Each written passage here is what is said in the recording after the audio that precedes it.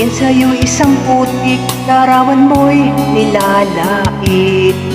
Magdalena, ikaw ay hindi maintindihan.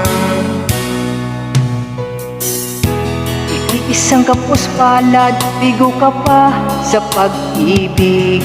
Hindi ka nag-aral pagkat walang pera, kaya ika'y namasukan do sa mabili na padpad. Mula noon binansagan, kalapating mababa ang lipad. Di mo man ito nais, ika'y walang magagawa, pagkat kailangan mong mabuhay sa mundo.